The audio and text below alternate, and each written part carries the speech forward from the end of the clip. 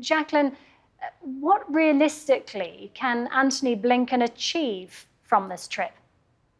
Well, what he's trying to do is to find an agreement among Haiti's political and civic society actors on the way forward for a transition. And that's what we're waiting to see. They wanted one proposal, and then CARICOM, the Caribbean community, they received 7 proposals. So we are anxiously waiting today to find out what the next steps will be. And Blinken has said elections should be held in Haiti, but he has resisted calling for Henry to step down. Why is he being so careful with his words here? They may be careful, but the Miami Herald last week actually broke the story that the U.S. has asked Henry to step down. He was on his way to the Dominican Republic.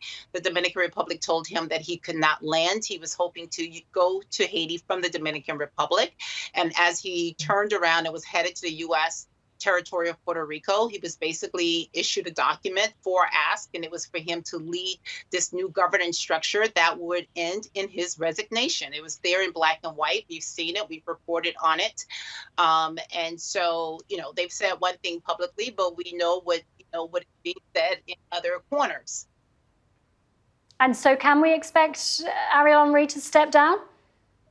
I honestly do not know. We have not had any contact with him since last week.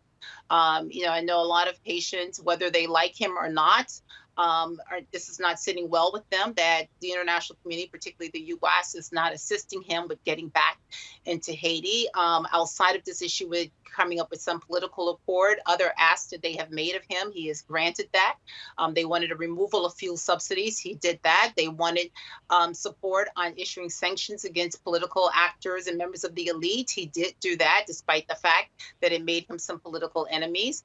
But, he was trying to get some agreement, because in order to get elections, you need to have security. And he did green light for in police force. But today, I think the international is saying that it's not so easy, with 7 proposals, and they're saying that they want a Haitian-led solution. So how are we going to get a Haitian-led solution out of 7 different proposals?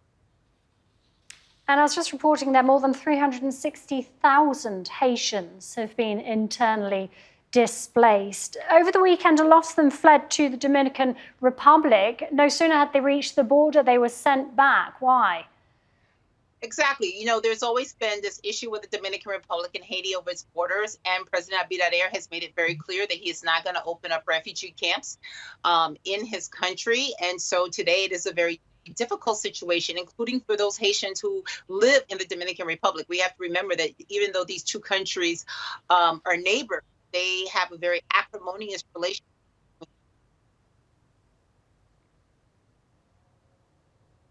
Jacqueline, if you can still hear me, I also mentioned that 2,000 Kenyan police officers were to be sent to Haiti, but a Kenyan opposition politician says he'll challenge the deal in court. Where are we at the moment with that situation? So where we are is still waiting to see if the Kenyans can deploy. But at the same time, the U.S. has promised $200 million, which they're having a hard time getting $50 million just from Congress. The UN Trust Fund has $10 million.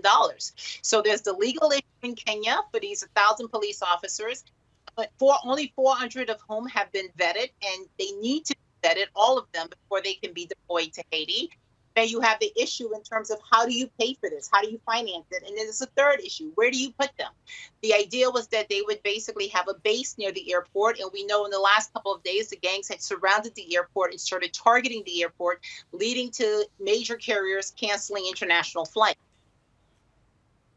Jacqueline, thank you very much for your time. Jacqueline Charles, live for us there from Miami.